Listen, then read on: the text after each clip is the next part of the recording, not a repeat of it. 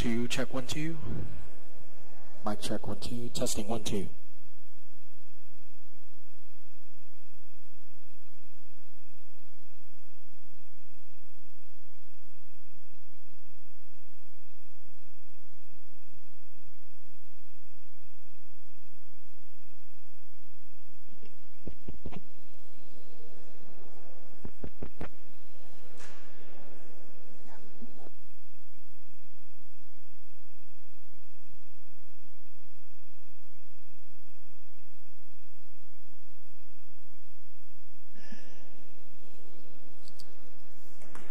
Good afternoon, ladies and gentlemen. This informational hearing, sponsored by the Committee on the Guam U.S. Military Build-Up Infrastructure and Transportation, is now hereby convened.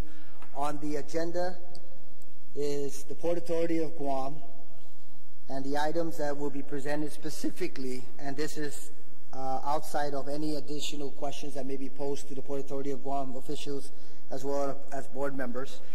The outline would reflect the Port Authority of Guam's bond borrowing proposal, 5-year tariff proposal for the port approved by the Public Utilities Commission in April, the renovation of Hotel Wharf, transportation investment generating economic recovery, the Tiger Grant from the U.S. Department of Transportation, the port infrastructure issues to include but not limited to the following: the construction of the new administration building and commercial center, the repairs to Warehouse 1 and Gulf Pier, the replacement of the port yard water line, and the review of the equipment and maintenance program. So those will be the items that will be presented by the Port Authority of Guam administration, inclusive of the board members.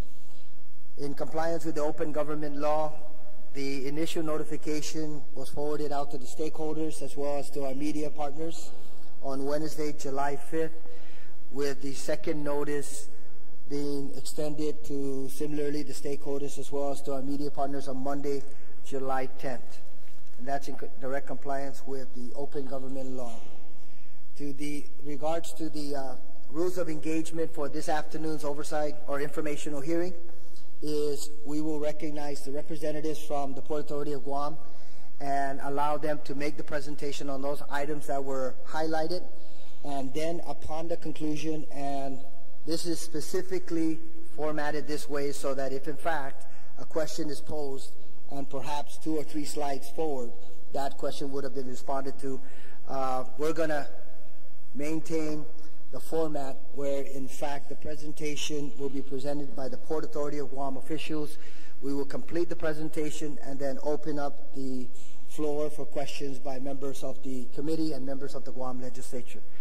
So aside from that, I'd like to recognize the Vice Speaker, Talai. Thank you very much, Madam Vice Speaker, for joining us. Senator Morrison and Senator Torres and Speaker B.J. Cruz. Thank you very much, Senators and colleagues, for joining us this afternoon. And at this time, I would like to invite Senator Joanne Brown and the Chairman, Frank Santos, and any other port officials that you would like to bring forward to begin the presentation.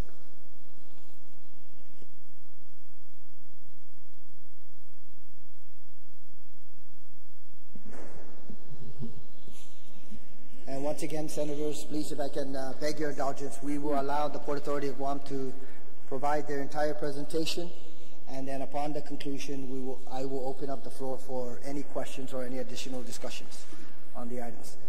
Senator Brown, if you can please identify yourself. Let me first, we want to express our humble thanks and Alpha Day, good afternoon. We are honored to be here this afternoon to make some briefing presentation regarding the status of the port facilities and also the equipment. And some of my management team are here to make that presentation to give you the status of our facilities and also our equipment. And we are honored to be here this afternoon. Now I will turn this thing over to our General Manager, Joanne Brown. Thank you, Chairman Santos. Senator Brown. Thank you, Mr. Chairman and Mr. Chairman. I appreciate the opportunity that you've allowed for the members of the Port Authority to be able to come in and provide an informational briefing on what soon will be proposed and introduced legislation on behalf of the Port Authority to allow the port to pursue a bond. This will be the first time in the history of the Port Authority would actually have ventured down this road. We are providing an overview in response to the questions and inquiries that you had. Different members of our team will present different components with regards to the presentation today, and we'll begin first with our Deputy for Administration and Finance, Alfred Duenas, who will provide an overview with regards to the bond borrowing proposal. And I also see that Tina Garcia from GITA is here. Afterwards, if there are any other questions collectively you may have of us or certainly of GITA, we'll be able to respond to that. Thank you very much, Mr. Chairman. Thank you, Senator Brown. Mr. Duenas? Speaker B.J. Cruz, Vice Speaker Terlahi, Senator Morrison, Senator Mary Camacho Torres. My name is Felixberto Alfred Duenas. I'm the Deputy General Manager for Finance and Administration at the Port Authority of Guam. I am here to present the portion of the 5-year tariff petition plan supporting the proposed bond financing. The collaborative efforts of the Port Authority of Guam, along with the consultants Parson Brinkerhoff and PUC's consultant Slater Nakamura, produced the framework for the Port Authority of Guam docket 17-01. That is the reference number and ID presented to our tariff petition by the PUC. The petition proposes a 7% general increase on Port Authority of Guam terminal tariff rates, excluding the crane surcharge for years 1 and 2, and a 1% increase for years 3 to 5. The rate petition is part of a long-term plan that will allow the port to keep pace with inflation and fund all necessary port modernization program investments, future crane replacements, and all other sustainability investments needed to operate self-sufficiently as an efficient and solvent business through the 20-year planning horizon. For this investigation, Slater Nakamura examined the rate petition, Port Authority of Guam's Master Plan Update 2013 report, financial forecasts submitted by Port Authority of Guam, maintenance plans, along with other data. Based on its review, Slater Nakamura determined that the Port Authority of Guam's request is just and reasonable. Slater Nakamura further examined whether the multi-year rate plan will be sufficient to cover the Port Authority of Guam's operating costs, capital improvements, and debt service. Slater Nakamura determined that the projected growth rates and baseline volumes for cargo throughput are extremely conservative, and therefore the revenue projections developed from those projections are also conservative and achievable. In the development of the container cargo volume forecast, the Port Authority of Guam consultants used 2015 as the base year for acceleration at a 1.1% annual growth rate between 2016 and 2020, and a more conservative 0.9% growth rate for 2021 and beyond.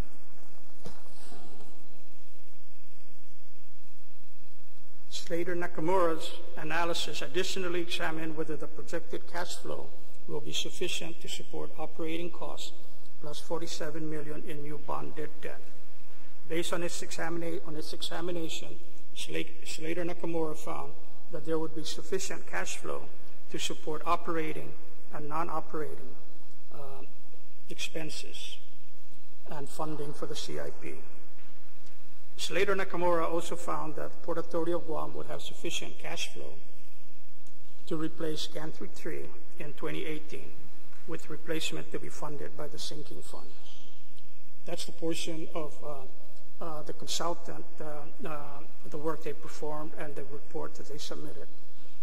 The next step was for the administrative law judge. The administrative law judge found that the Port Authority's request for a 7% general increase for the terminal tariff, excluding crane surcharge for years 1 and 2, and a 1% increase for years 3 through 5, are reasonable, prudent, and necessary in order to generate sufficient revenues to cover operating costs of the Port Authority, debt service, and capital programs for modernization and sustainability. The administrative law judge further adopted the findings contained in the March 7, 2017 report submitted by Slater Nakamura.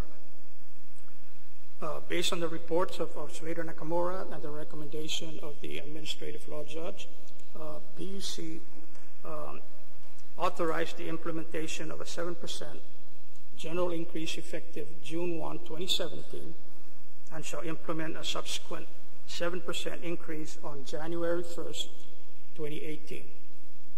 Port Authority of Guam is further authorized to implement the remaining proposed 1% increases effective on each October 1st for fiscal years 2019, 2020, and 2021.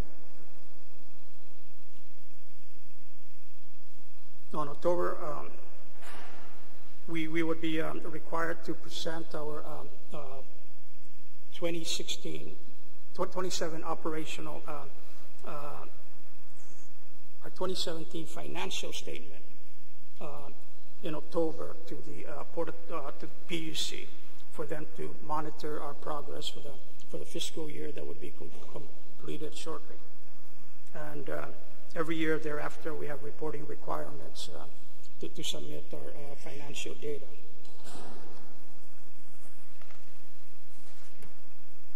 And that pretty much, in a nutshell, incorporates the tariff petition as it relates to the bond financing. They're not there. Did you want to proceed to? Oh, we have prepared some slides, and the first slide that we have showed the cash flow. The previous slide. There. As if you will note, based on 2017, the cumulative cash flow is 0.53, and then 2018 it goes to 3.05, and then annually to 5.51, 7.72, and 9.34. The reason for the low collection for FY 2017, like I indicated earlier, the tariff for 2017 started in June, so we would only have approximately 6 months to collect for fiscal year 17. And then in 2018, we would have a mixed 3 months of 7%, and then I believe 9 months of it would be 14%, and then for 2019 it would be 15%, and then 16 and 17%, and that accounts for the cumulative cash flow projection. Part of the use of the funds, the bond proceeds, we have a list of projects that we would do. What we would also do is that we would explore the possibility of refunding or refinancing our current debts that we have, and we intend to meet the 2% requirement that is set forth, and we will be able to succeed in that part. Part of the loans that we would be refinancing would be the ANZ $12 million loan, which is for the Polar Crane, the Bank of Guam loan for our service life extension and other equipment purchases, and the U.S. Department of Agriculture $2 million loan. The refinance balances will be amortized to mature at the same time set prior to refinancing. So we are not going to be refinancing and taking them out 30 years.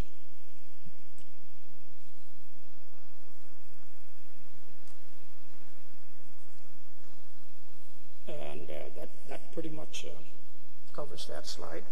And I would like to turn it over to Dorothy Pears. She's our chief planner for the, unless there's any questions. Before you proceed, Ms. Harris, I'd like to welcome Senator Espadan. Thank you, Senator, for joining us this afternoon. The rules of engagement will allow the Port Authority of Guam to be able to complete the entire presentation, because it's all encompassing in regards to not only the bonds, but how some of the proceeds are going to be applied. And then I'll open the floor for any questions by any of the members of the Committee of the Legislature. So, Ms. Harris, please, if you can proceed. Good afternoon. Mr. Chairman, Mr. Speaker, and members of the committee.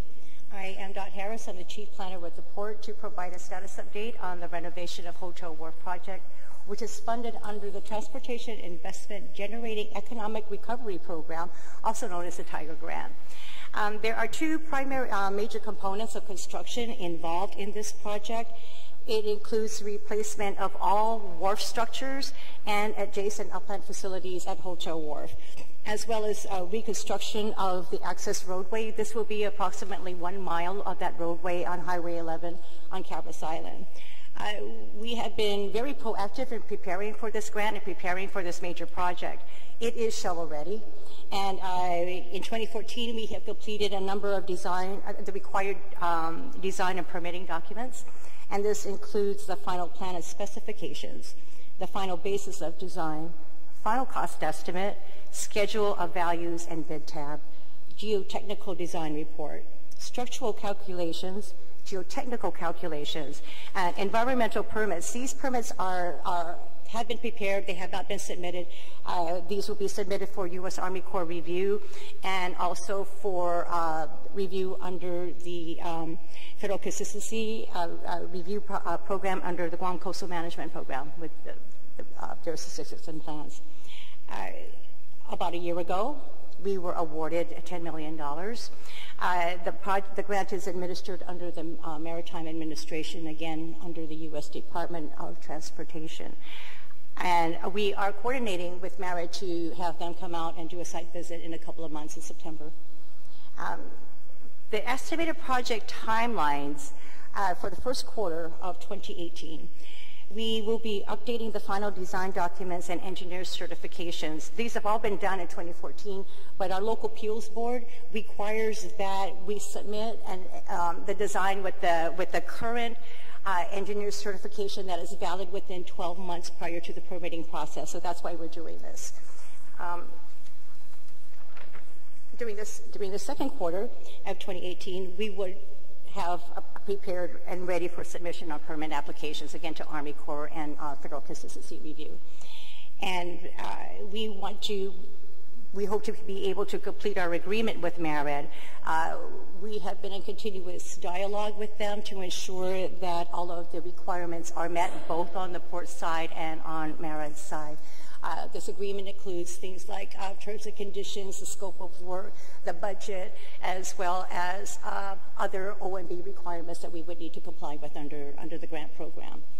And finally, in the last quarter of 2018, we hope to be able to issue an advertisement for an invitation for bids so that we can enter into an actual construction contract.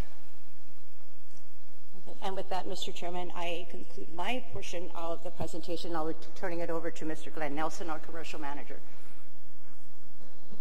Good afternoon, Mr. Chairman and senators. For the most part, before I proceed in describing the other projects that are slated for the bond spend, it is to acknowledge to the body that we are here as a matter of process. That being said, in that we have gone through the motions to revisit our master plan beginning as far back as 2007, through its initial approval through Public Law 3100, as well as its subsequent revision or update through 32155, which was a result of reset because of the buildup as it was described in the initial SEIS did not pan through. So we did do a reset. In doing that reset is to also understand that we had slated through that updated approval process a table of capital improvement projects that were aimed to modernize support, identify projects for sustainability, as well as other projects that were local in nature to further enhance services and our facilities for the island. Before I proceed with these 4 projects for the bond, it's very important to note that that 2013 plan, or that table of projects, there was a total of 52. The port has completed 61% of all those projects. Now, to move forward, we find ourselves sitting before you to get to the next step. It's just a matter of process. We are staying the course, and we're pretty much not going to deviate. Now, The first project, that in addition to the hotel wharf, the first project slated for the bond spend is a replacement of the port admin building. As we all know, that port admin building was part of what I described as the first original great military buildup on the island post-World War II. It was initially built for the Navy's purposes and deeded to the island through DOI. Now that building is over 50 years old. It no longer meets the operational requirements of our tenants. It is not ADA compliant. It is experiencing the typical deficiencies that you would expect of a facility that is 50 plus years old. It's simply at that point of meeting its life expectancy. Now, as we endeavor to replace this admin building, the port has identified 2 areas. Next slide, Ms. Donna. Now, these 2 areas are on the eastern end of the port property, but basically it is on Route 11, east before you hit the main admin building, in properties that were previously or commonly known as Parcel 1, or formerly known as the Old Hawaiian Rock.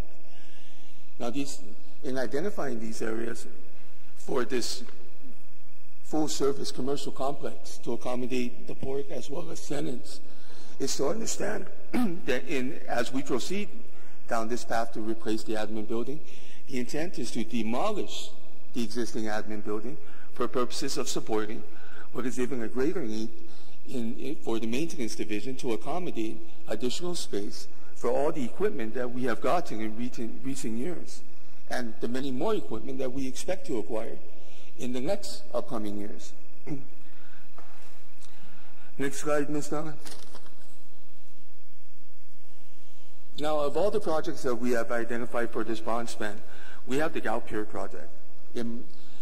As much as I would say that all these projects are critical in nature, of equal importance, for me personally, Galpier is the most important. For the most part, I believe we all know Senator Espaldon, former Oversight Chair, Speaker, Senator Torres. We all know the importance this particular asset plays to the island and the region, in that it is currently one of 2 fuel piers that service the island. Now, this particular facility is under management, owned by the port, under management with Mobile Oil Guam. Of the 9.5 million barrels of fuel products that have come through the island in fiscal year 16, 38% came through pure Galpier. Very important to note that of that 38% of product that did come onto the island, 20%, 26% was actually slated for transshipment to service the region. That's how important Galpier is. The other primary pier, which accommodates most things from light switches to jumping on an airplane, does not have transshipment activity to support the outer region. Galpier does. In recent years, Galpier has sustained some damage from numerous seismic events. And it is at that point where we have replaced the pipeline, the associated pipelines that's connected to the pier, but we are now at that point of critical need to address the condition of the pier, the concrete bulkhead and the pilings. Certain things that are actually slated is the replacement of the pilings and the concrete replacement and repair of pilings and concrete bulkheads, upgrade the walking surfaces to meet the Coast Guard requirements, installation of catwalks where there are currently none, and replacement of perimeter fencing.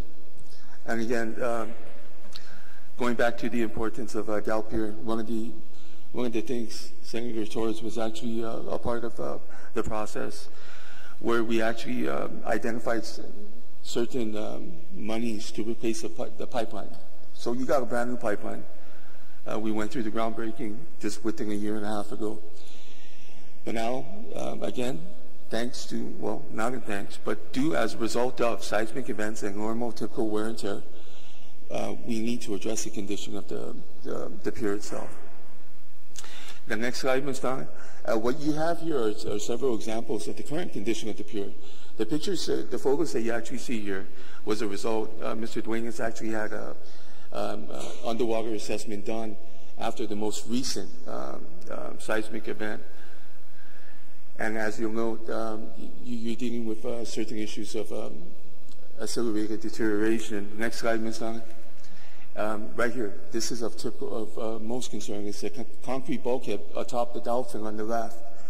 It is to understand that while the dolphin itself, the pilings, do show evidence of accelerated corrosion, the dolphin itself, the concrete bulkhead, that's the structure where the vessel rests up against, is showing signs of spalling as well as cracks. And then the picture on the right is basically more evidence to the condition of the pilings holding up the concrete bulkhead. Next slide, please, Ms. Donna.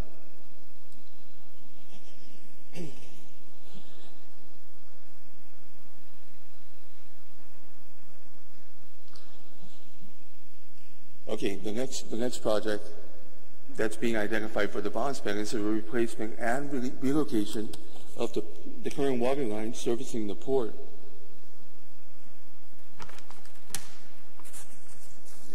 It's out of sequence. Ms. Donna, next slide, please. Next slide, please. Here we go.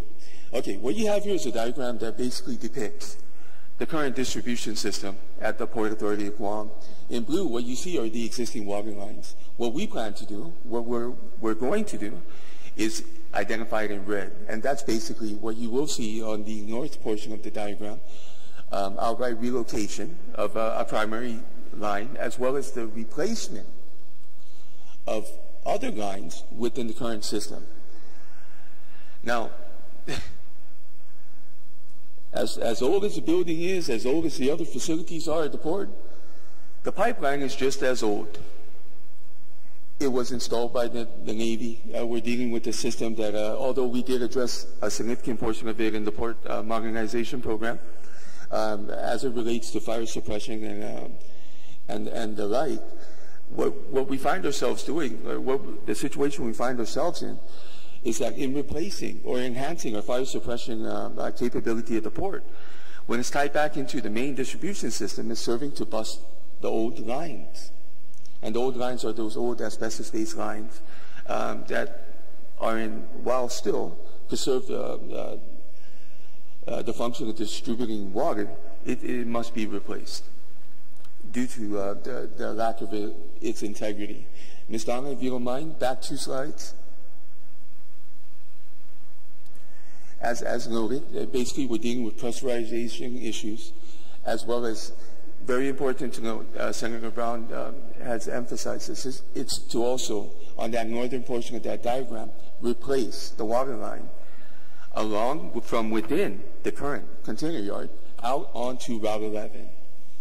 So basically what you don't have is an asset within the container yard that may impede or continues to impede with every exposure, every leak, operations. You have to stop operations and address leaks. And in doing so, it just takes up a lot of space. Ms. Donna, next slide. Now, what you have here is basically just a recent listing of leaks that have been detected, as well as have been addressed. Now, we could sit here and say, yeah, as they break, we'll continue to address it. But you can see the frequency and the amounts. It only serves as I guess the main driver for us to continue down this path of relocating the domestic water lines and replacing the problematic lines that currently exist in the port. Okay, and the last project, Ms. Donna, 2 slides. Okay, here we go. The last 2 projects actually identified for the bond span are basically repairs to the EQMR and the Warehouse 1 facility. We all know that the Warehouse 1 facility, by way of the master plan, is the approved fishing facilities. But even at that, we're dealing with a facility that is 50 years old and is suffering from major deficiencies such as concrete spalling, exposed rebar, the leaks, warehouse bay doors, which we are currently addressing, and major electrical and plumbing. And the upgrades to these particular facilities is to basically come into compliance with the latest building codes, but more importantly, to come into the compliance with our safety, the safety laws and rules at the Port Authority of Guam. Next slide, please. What you have here are pictures of the EQMR watershed.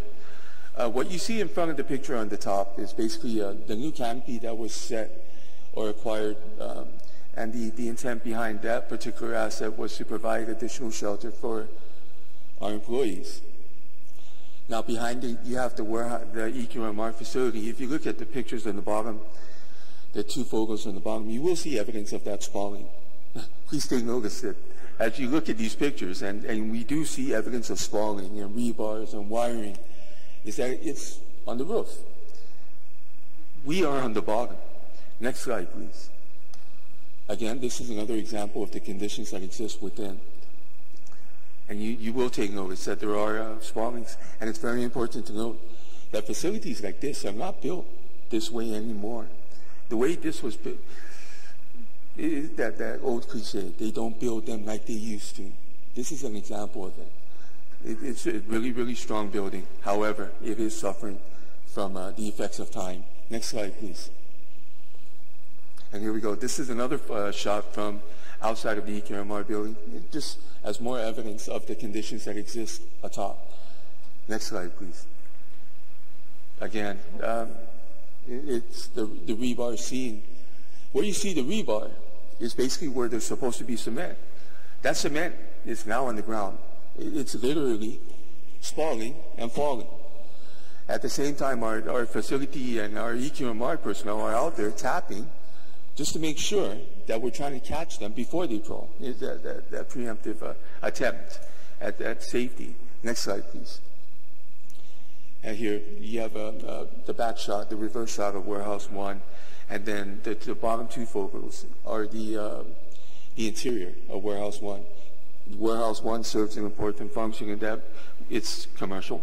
We have tenants, as well as supports the equipment maintenance divisions, our stevedoring divisions, our engineering division, as well as our safety. Next slide, please.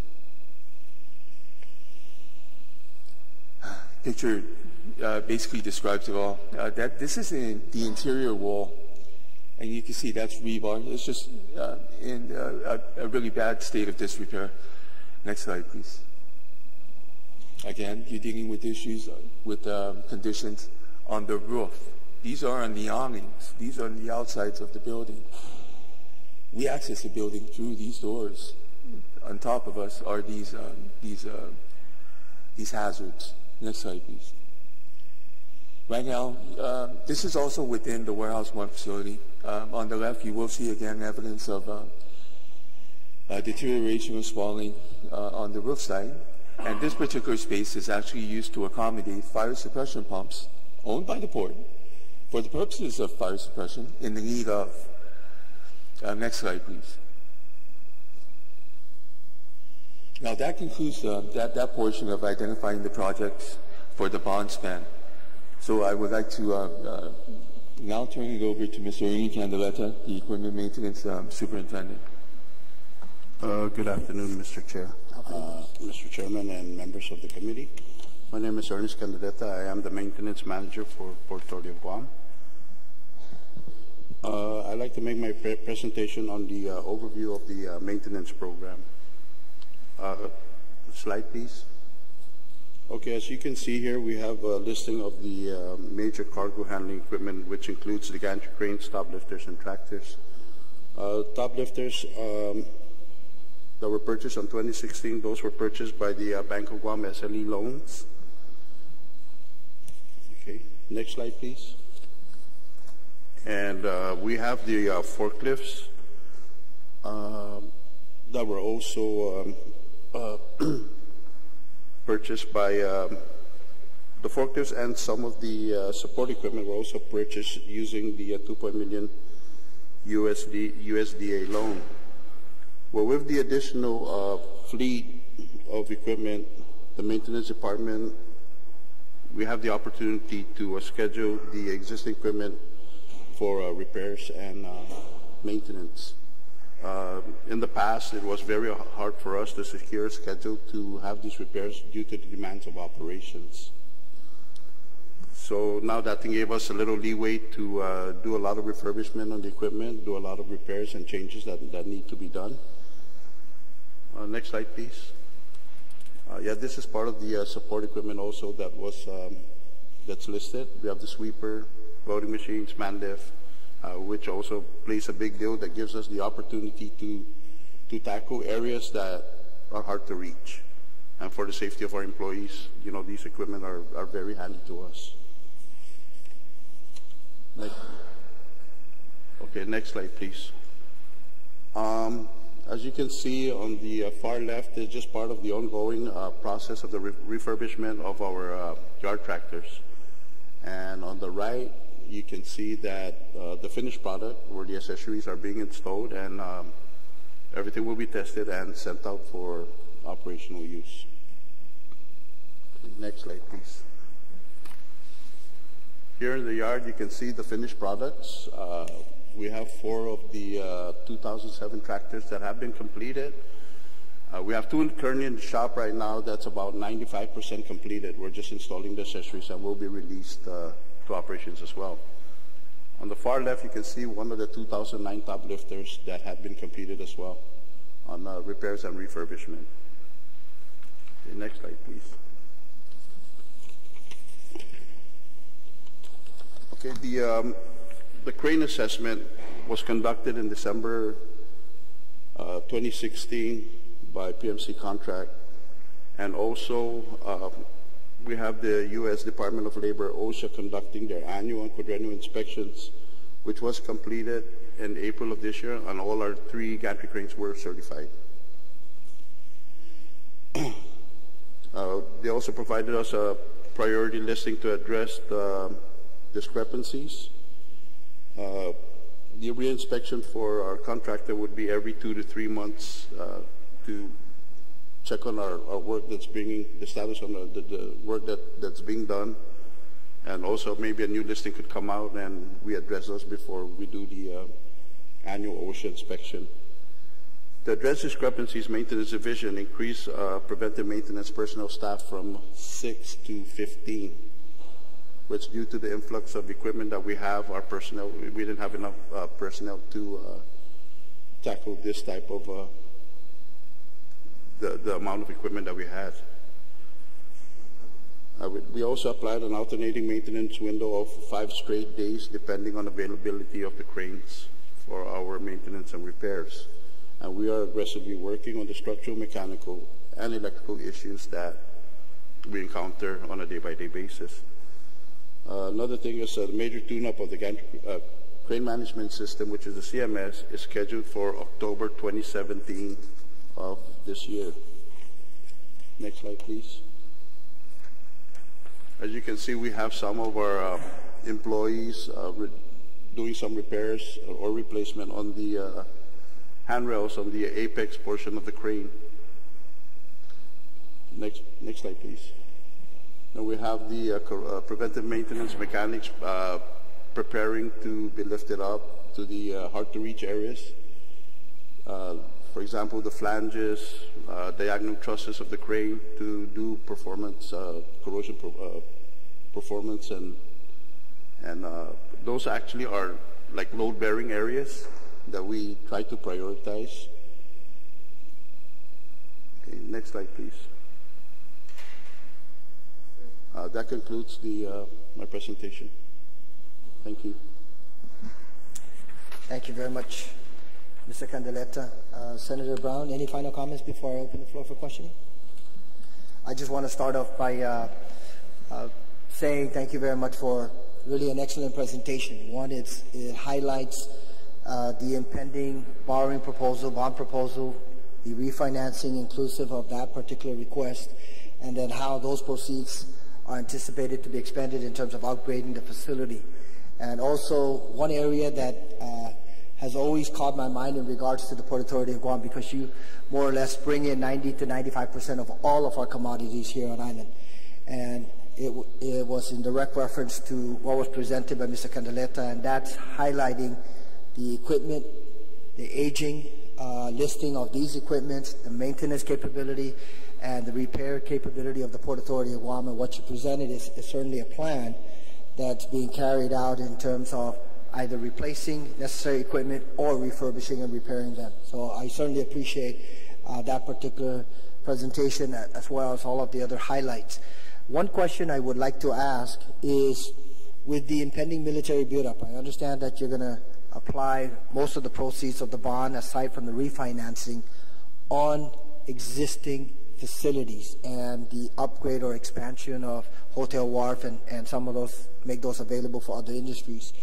Now, my question is, as the military buildup continues to churn and we receive increased activity, do you anticipate any serious challenges with regards to accommodating the buildup at its height? I know we often talk about the military buildup. Some of us are yawning a bit because we're still waiting for it to happen. On average, we already move about 30% of cargo for the U.S. military within the region, or certainly from here to the mainland to Asia. So we have that ongoing on a regular basis with regards to the actual volume of cargo that the Port Authority moves on and off vessels. Pretty much the modernization project, the expansion of the yard, the increase of our break bulk cargo area to over 10 acres, all of that was put in place to accommodate not just, of course, our own organic growth, but primarily the investment was made by the U.S. federal government to address primarily the issues of the buildup. And as you mentioned, of course, and as our maintenance manager, Mr. Candeletta, elaborated, the critical issues of maintenance of the equipment. And that's certainly why we recently invested $5.5 million. $4 million of that was financed. The remainder was actually taken out of the operational budget of the port to increase our capacity. When I came on board to the port, some days we were down to 8 or 9 tractors to service the vessel. That's not adequate. No reserve capacity in the event those pieces of equipment broke down. Now on average we're up to 25 tractors. We have 7 top lifters that are available at our disposal, and we're also coordinating once the final closure is addressed for the expanded project with Merit. Right now there's tentatively $2 million remaining, of which Merit will procure additional top lifters. We now will be able to have the luxury, which we did not in the past, where we've essentially had to band-aid equipment and rush repairs to keep things operational, because they were days, they were hours, they were minutes that we were down to no top lifting capability. Not only to service a vessel, but of course during the day we have ongoing interests of our customers to be able to come in and get their containers and move them out of the port or return their empties back into the port. So we were in a very, very critical situation. The focus and attention, of course, for us is important moving forward in order to maintain the capability to absorb what we have now in terms of commercial activity. And then, of course, when and if the eventual buildup is to happen, the Port Authority has that capability to accommodate that growth as well. Thank you very much, Senator. And like I said, I shared a little earlier, excellent presentation, and all-encompassing in terms of providing general information to the community that, yes, the Port Authority is modernizing, purchasing more current equipment, and also being able to, they have the capacity to be able to repair and to replace within a timely manner. So I'd like to now open the floor to questions. Speaker Cruz.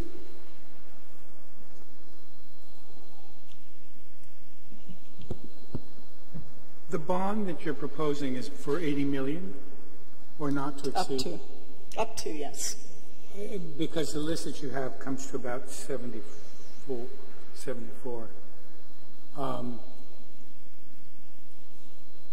Was there another $6 million you were planning on doing? The difference. On your mic. I'm sorry. The difference between the figures you just calculated for is to give us the option, should we have to capitalize the interest for the first 2 years. We would use the difference for capitalized interest. And do you know how much the annual debt service is going to be on this? Will the amount that you're raising in fees be sufficient? I'm trying to figure out what the debt service is. You show that you're getting $9 million from the new fees. What's the debt service that you're the debt service would depend on whether we go with 60, 70, or 80. I don't have the figures available right now, but I can give it to you this afternoon. We do have them available. I didn't bring it with me.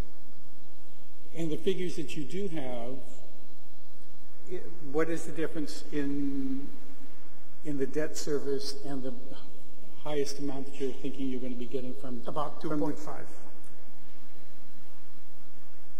2.5 million difference between what we have now and if we go 80 million.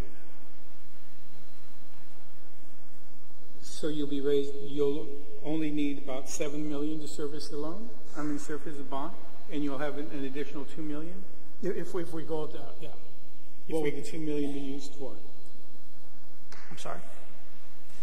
He wants to know what the 2 million will be used for. We probably won't draw it down if there's no need for it. Just because we're capped at 80 don't mean we have to take it to the limit. Okay. And how much is do you anticipate using for increased salaries at the port? The salaries have been addressed by Slater Nakamura and the port consultants. And we've pretty much reached the point where it is not as much as it was for the last 3 years because we're pretty much up to our expected goal of 50%. And we just probably expect for the next few years just increase based on inflation. Just to clarify, originally the authorization of the board was to increase the port salaries to 50% of the national percentile. That was back in 2008, and that's almost 10 years ago, 9 going on 10 years. Currently in 2017, the Port Authority pay scale is at, I think we're down, to 25%? 25% of the national average of compensation on national ports in the United States. So while we have reached the goal that was originally set by the board in 2008, as those numbers shift, as salaries increase at other port jurisdictions that are evaluated, we are only at the 25% scale at this time. So are there plans to continue the increase to get to the 50? We have not been given that direction by the board. We are maintaining the original decision that was made with regards to the 2008 salary schedule. Of course, we will address it dependent on revenues. And even now, in terms of the salary positions that we have, that's also being determined based on what income comes into the port. We're not looking at just adding on costs to continue to accommodate. We have to ensure we have the revenues to cover that. And future increases, of course, increments that our employees earn, as well as eventually, we're looking at, I believe it was 2019, bringing them fully. They're not yet fully there. By 2019, we will be at that 50th percentile of 2008. Mr. Chairman, if they could provide you with a copy of their debt service for the 60, 70, and the 80, I'd appreciate a copy of that. I'm surprised it wasn't brought today, but I guess this is just an overview. Yes, and as an informational briefing, Senator, we'll be more than happy to provide that, dependent, of course, on what the ultimate decision is, what the amount is, that number will move. But we can provide that this afternoon. Thank you. Thank you, Mr. Speaker, and we'll get that information to all the members of the legislature. Vice Chairman Morrison, any questions? Okay, Vice Speaker Talai. Good afternoon, everyone. Thank you for your testimony. My questions were similar to the speakers. You've got approval to raise the rates. The request included to raise salaries as part of that, and some other things that were not listed in this presentation today. Mm-hmm. And so I was going to ask also, what is, and then it looks like the PUC has said the PAG shall seek PUC approval prior to any annual increases to its direct labor charges. Is that the salary increases? So they've kind of put it on hold? Or no, not at all. I mean, what we essentially are doing at the request of the PUCs, we simply provide the updated data to them.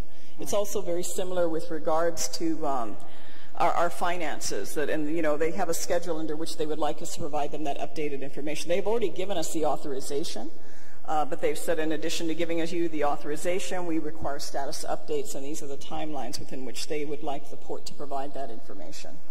I do see the list of information they required, and then this one said approval, but okay then. So if you know, I think you're not going to get any debate when it comes to supporting the projects for safety, for, you know, that allow the port's activity, that, you know, we want to increase our activity or our productivity at the port. But yes, I guess I was glad when Mr. Nelson pointed out his priority would be that, do you call it Gulf Pier? Yes, and yeah, well, what is the urgency of this administration building?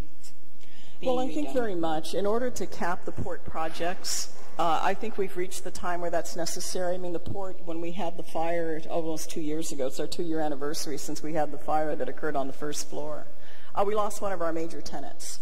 And one of it also, and some of the concerns that were relayed to us, in addition to our employees in terms of the adequacy of the work environment, which to me is very important.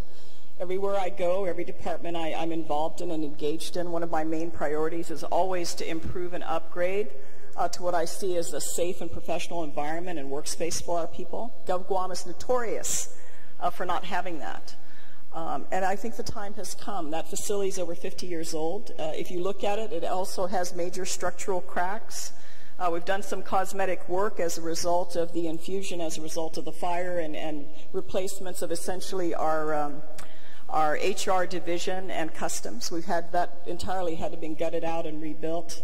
But at the same time, in order to accommodate the growth, not just for the Port of Guam, but for our tenants that lease from us, which also represent our shipping companies, we need to have a bigger facility. We need to have a facility that's accessible. Right now, if you have a disability that would limit you from climbing stairs, which sometimes I do with my older knees, you can't access the second floor. And that would impact our tenants, that would impact our customers, that could impact our employees. And I think, just as with the evolution of time, very similar to this facility, that while it's very old, because of its historic importance, it's been maintained. But in the case of the admin building, one is to upgrade the facilities and the work environment for our employees and our tenants. The second major factor, which I think is often overlooked, is the demand that we need within what will continue to be for some time an expanding yard. The location of the admin building is right behind the EQMR and maintenance facility. One of the big challenges that we have now that we have acquired the additional equipment capacity that we need, which will continue to increase, is where do we store it? Where are we going to have additional area to actually maintain this equipment? The most, at least in my simple mind, the location to do that is the current footprint of the admin facility. And I had hoped and envisioned that that building will be demolished and that that portion of the yard, to include the parking lot facility, will be incorporated into the main yard so that our employees will have adequate space to store and maintain what is the most critical asset we have after our people, and that's our equipment that operates in the yard. So it's a dual purpose. The other factor in relocating, while I see the debate that we have on where to locate it, do you relocate it at the beginning of the new yard, or the expanded yard, or do we put it on the opposite side of the road? Eventually, and eventually has been on almost every 30 years, the original location back in the late 60s of the first gatehouse, which is now, as we recognize, Lower Tower, that was there at the ad administration. It expanded to the gatehouse that we just closed a couple of years ago. And now eventually that time will come that it'll expand. Whether or not they build F7, we will definitely need the storage capacity. So I envision within the next 20 years the continued expansion closer to the Cabras facility. It's going to be critical to ensure that the yard, in terms of operational needs, is contiguous. Also for security requirements, we need to ensure that the yard is contiguous. So that's one of the two main reasons why we would like to see a new admin facility constructed. I also want to point out this is actually the first major investment the Port Authority of Guam itself is actually making in its own facility. There's very little out there when you actually look at the port. It's like it stopped in time, because most of everything was built in the late 60s except for the load centers, the recent gatehouse that we closed a little over a year and a half ago, and that's about it. Everything else that was there was built in the late 60s, almost 50 years ago. So this is actually the first major significant investment that the Port of Guam itself is making in its own facility construction, and I think that's pretty significant. You know, we all talk about our political maturity and all those other wonderful things we love to say and have. At the end of the day, we also have to pay for it, and that time has come, and I think it would be a total disservice to remove the admin facility as part of this bond financing. We simply need it. I think there's no other simple explanation to that. Well, it is the largest chunk of this of the list of projects that was included. It's 17 million, and it's notable that the investment into the wharves and the other the warehouses, the piers, the gantry crane, I mean, significantly less than. Well, but cumulatively, though, it's going to be far more than that. And then also keep in mind that our tenants lease from us. It is the hope also as time goes on, all those revenues will be contributed into the port revenue stream to help offset the investments that are being made. Where do they go now? The rent? They pay into commercial. It goes into the port budget. And again, keep in mind, we are 100% self-sufficient. Aside from federal grants that we receive for primarily security-related projects, I mean, the port is self-sustaining. So how would the port build the building you want to put on the old administration site for the equipment? How would you fund that? Primarily right now what we need is open space. Eventually I'm sure the time will come, and again, assuming depending on what the additional revenue stream is in the future, I'm sure they will come back to the table and address that. I think at this point to say we want to borrow even more to construct I just don't think we're there yet. I think what we're doing is conservative. I think it's fair and reasonable at this time to accommodate where our growth needs are. And when that time comes also for the demolition of the existing admin building, they will simply enclose it with a CMU wall, and from there have the additional space capacity they need. And as they will budget in their, hopefully if they will include in their budget, they'll be able to build some of the structures as you know, our maintenance manager had pointed out to you, just our covered space, and I know Glenn pointed out and also in his presentation. Those are things that come out of the operational budget of the port to enhance and ensure that we have a more functional facility that provides our employees the safe environment that they need to actually do the work that they do. All right, well, I'd like to know the exact amount then that was proposed for salaries versus other projects when the rate structure was proposed to the We can PUC. provide you all the information that's provided to the PUC. Yeah, the PUC pointed out several, they don't use the word caution, I'm going to use the word cautions, and one is that they wanted you to report back because they were concerned about Guam CPI exceeds, when Guam CPI exceeds 4% per annum. The cargo throughput exceeds or falls short of the current projected growth rate with more than a 5% variance. PAG loses its appeal of a $15 million arbitration award, and the cranes require replacement 2 or more years sooner than currently planned. So those are just things that I am thinking about. Sure. And so yes, I think, you know, we're still, and I think of it, of course, you know, in relation to the rest of the government of Guam and the projects that are needed, and whether we're going to allow borrowing for schools and things like that. And so I know you can... Granted your concern, Senator, but I will point out it's not going to be port revenue that's going to pay for the new schools. I agree. All of this revenue is intended to be paid for port projects and port construction. Yes, and so that's why I want to know how much of it goes to projects that increase the productivity of the port, how much goes to other types of projects, how much goes to salaries and things like that. And we will be more than happy to provide that to you. Senator Brown, I'm sorry. As it relates to the PUC order on the matter of direct labor charge, it's to understand that that direct labor charge out rate is actually identified in our tariff, which is overseen by the PUC, obviously. But when they told us to hold back or come back to them with a report on it, it's not necessarily for the compensation of the Port Authority employees. Basically, that is for charges for services provided by port personnel at the request of our tenants and users. That's our billing charges. The electrician comes in, does work. That's his billing rate, not his salary, but his billing rate. And that's an attempt on our part to actually revisit that particular construct of our tariff which is 212 items strong, 90 items within your tariff is related to that direct labor charge out. And that's to address that. All right. And I understand the concerns had with the $17.5 million for our proposed admin, but it's to also be mindful that the largest tag on this bond was actually Hotel Wharf, but we were fortunate to get the assistance of through the Tiger Grant to be administered by Marriott. So Hotel Wharf would have actually been above 24 million. Yes, it would have been above admin, and the number provided by admin, it's been a challenge because for the most part, the port's current admin building is only 24,000 square feet. 70% of it's used by the port employees to support port operations. Now, I envision a full-service commercial complex. We want to bring people, have tenants, have basically a full service to effect commerce.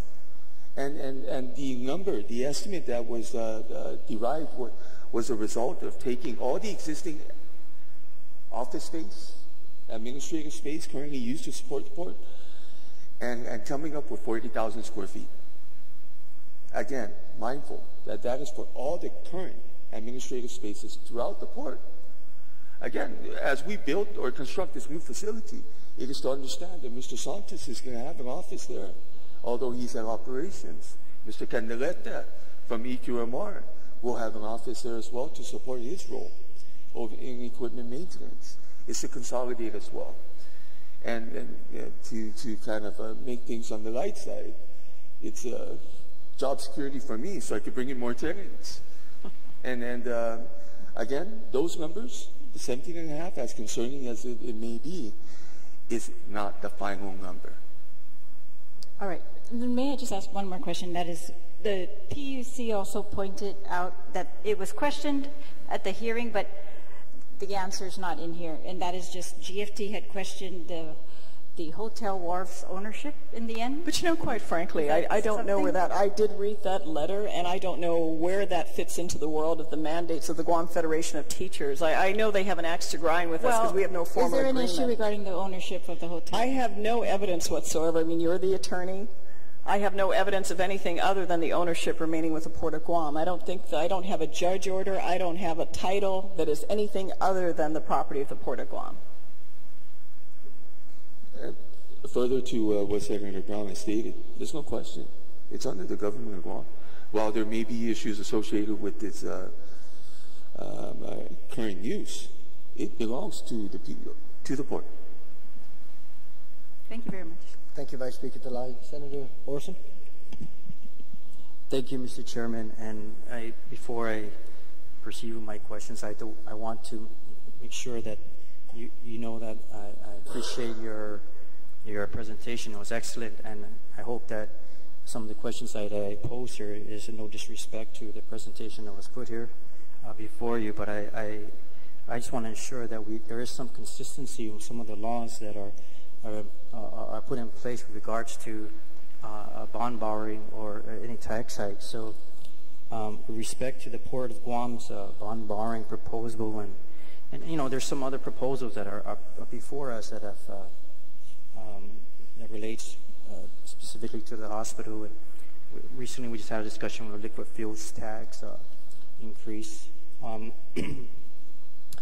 don't know, Mr. Chair, has there been any discussion that this may require voter approval?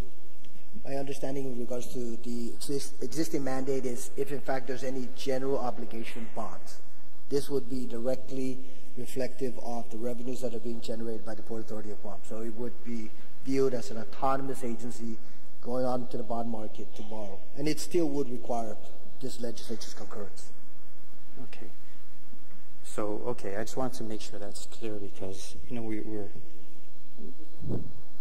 we're trying to make sure there's some consistency with how we apply certain laws with regards to, we just went through a process with the trans bill that there was no entertainment with regards to voter initiative to adopt or approve that proposal. And I want to assure you I support the poor's work here. It's very important, just like regards to the infrastructure of the port and upgrades, modernizing the port. I think it's just as important as upgrading and making sure our roads are safe. And I just want to make sure that there's some consistency in how we're applying these types of proposals. So, I'm sorry. Well, going back to your point about the bonding authority, and we'll have the minds much greater than mine to figure it out. But basically, the ports enabling legislation allows us to incur indebtedness for periods not to exceed 10 years, and then, as you alluded to, above and beyond would require your action. What is the primary source for debt service? I'm sorry. The primary source of debt service? It's the revenues. Revenues. Revenues collected by the port. Revenues. For the services we provide. And I also want to point out, Senator, I mean, we're not borrowing to get through from today to tomorrow. I mean, we're borrowing for long-term investment, tangible investment, and even the existing loans, as our deputy here has pointed out, are all tangible investments. They were the purchase of the cranes, the purchase of the equipment, the service life extension project on our wharfs that were recently completed. These are all long-term investments that we can touch, see, and feel. So, you know, this is not a fly-by-night, oh, we need money, you know, let's just go borrow it. I mean, we're borrowing it because we need to invest in the future. If you choose not to approve this, it's only a matter of time, and we will sit and wait. It is only a matter of time that we're going to have major infrastructure problems at the port. Gulf Pier in particular, while it's not the largest item in terms of cost, in terms of significance of repair that needs to be done, if you don't do it, those structures will continue to deteriorate. The thought that, oh, well, you know, why do we need to borrow money? These are high price tag items. On an average day, just like when, you know, we go in and mortgage the house. Most people don't have that kind of money sitting around. The Port Authority, while we're fairly healthy, we don't have that large amount of money sitting around that we can just grab to make these type of investments. I mean, right now, fortunately, with our service life extension project, even though through the most recent diving assessment we've had done, there are repairs that still have to be made in addition to the service life extension that we just invested close to $7 million in. If we didn't have that, you have a bigger price. The people of Guam have a bigger price tag coming down the road. Fortunately, it will be after our time, probably some of your time. But when those wharfs have to be replaced, unless we look at alternate technologies that have proven themselves, you may be looking at a $90 million plus repair work for the refurbishment of those wharfs that are going to be absolutely necessary, because there's nowhere else in the region, in the Micronesian region, that we have the type of capability that we have with our cranes. But that is down the road. And if you don't make the investment now, because we think, well, this is a luxury, I don't see anything here that's a luxury item. I think the example even of the refurbishment of this building that took so many years to do, how much money was spent on lease for the Guam legislature, on lease, because I remember my allotment as a senator, to get this facility refurbished. And it's beautiful, and I think we're all here to enjoy it, and hopefully it'll be here for many years. But if you don't make that type of investment, we're going to get what we get. And I really don't understand. Well, I don't feel a need for a luxurious work environment. Mine is pretty basic. I don't see why we think it's acceptable that our people work in unsafe environments. I've walked into some of these office spaces, and even the pace when I first came to the port. You know, the location of where our workers that work out in the hot sun all day, or in the rain sometimes, you know, they have the oldest table. Every chair doesn't match because they just get what they can get so they can sit down. They had a leaking air conditioner in the room.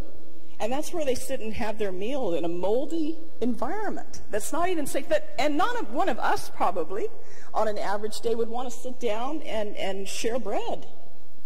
So that to me is not acceptable. I think the time has come. I think our people have worked hard enough that they deserve a professional environment. Many years, money was siphoned out of the port for all kinds of stupid things, quite frankly. And we know it. We've seen it. We've looked at the headlines over the years, or the stupid contracts that we've seen over the years. And not reinvested. I found it appalling. After all those years of the generation of revenue that has been made at the port, including the heyday of the fishing industry, that money was not reinvested back into the physical infrastructure. And if you don't, these are facilities that require constant repair. We are in a deteriorating environment. a deteriorating environment. And we see most recent construction of anything that has metal on it is rusting within a matter of months. So if we don't invest in that infrastructure, we're going to have bigger problems down the road, and to a degree that we're not able to manage it. Doing these upgrades and repairs in an organized fashion, in a planned fashion, allows us to continue operations much more smoothly. We could have another major earthquake and Gulf Pier may become dysfunctional. Imagine the impact to the fuel access here on Guam, or how that's going to be narrowed down, assuming all we have is F1. What if further impact happens to F1 as well? We will be disabled in terms of our capabilities, very limited in terms of our capabilities of bringing fuel, not just into Guam, but to the region. So when you consider the magnitude of the mission that we undertake and that the men and women that are here undertake every day, this to me is a very responsible proposal. And everything we're investing in, short of the actual financing that goes into paying for it for the process of acquiring a bond, is all into tangible infrastructure that is there to meet our mission. A couple more questions, Mr. Chair. I understand. I watched the whole presentation, and I know there's clearly a need. I just want to point out, I apologize if I'm using this venue or this hearing to look at what's other proposals before us, because I just think there's a lot of inconsistency as how we're addressing how we go out with our bond proposals, and also any tax hikes. There's a lot of needs in our community, regarding the hospital, the port, our roads. But some folks feel that some require voter initiatives, and some don't require it. And I just want to make sure that we go forward how this body can find a way to be addressing any proposals in the future more consistent. There is clearly needs, very important needs everywhere here. Is there a backup source to address the debt service? Is it just as the port is 100% generating and lives on its revenue, that is the source. It is the revenue that we gain from the work that we do that will pay not just for this bond, but just our day-to-day operations, and certainly for our employees and our other obligations that we need to pay to keep the facility operating. I just wish for some of those community advocates that were out here just recently pushing more of our community to get involved in the process, and regarding these bond proposals, bond borrowing, can look at this and be at all these types of hearings to see how we address or how these line of questions are addressed by these agencies.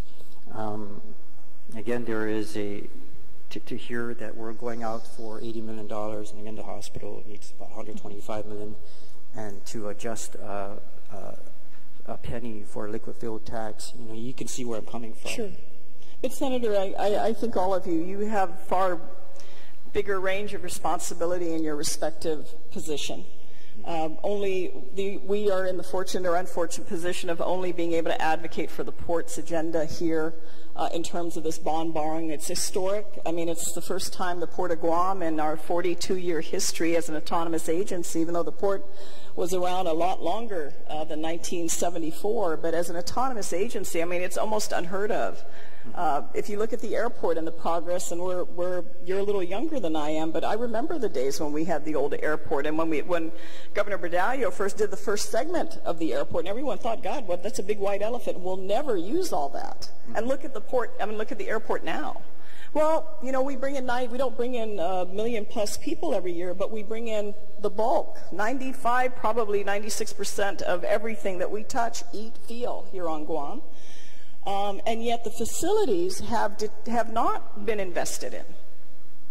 There's almost not a single structure there that has been paid for by the Port Authority of Guam. Think about it. Senator Aguon, you have a longer history and awareness of the port than even I do. But Senator Brown, with all due respect, if I can interject. Sure. The good senator is advocating for one of the proposals that was entertained in a public hearing not too long ago. And I want to make sure that we stay focused on the port discussion today. Yes. So, Senator Morrison, please, if I can ask you, we can stay in line with the discussion. Thank you. No problem. But I'm just pretty much saying, if you look at where we're at, there's almost no structure, unless somebody can point out to me something I haven't seen in the last 5 years, that the Port Authority of Guam has actually paid for. All the existing warehouses were built in the 1960s. The admin building was built in the 1960s. The Port Command Center, the most recent building, newer building that we've had prior to the modernization, was paid for by the federal government. The expanded yard and the upgrades of modernization have been paid for by the federal government. So when you look at the actual physical structure, I mean, we did the service life extension, but we didn't build, we didn't build the wharves. So this to me is fairly significant, but it's also a sign of maturity that the port is in a position financially. I mean, we're now, entering hopefully our 6th year of a clean audit. We're a low-risk auditee. We're one of the few government agencies, entire government of Guam, that has that financial position that we're in right now.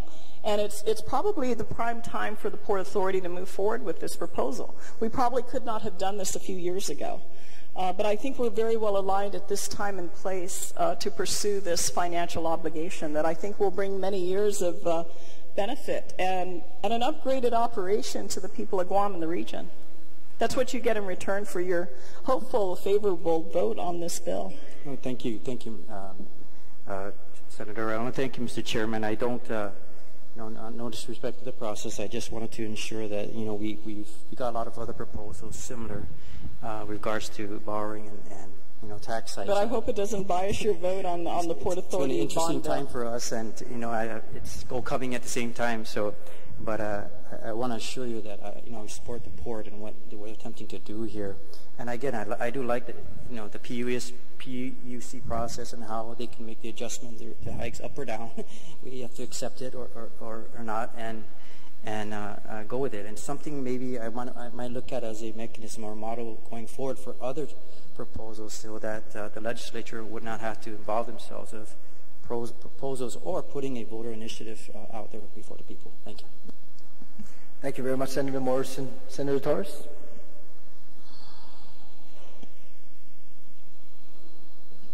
Thank you, Mr. Chair.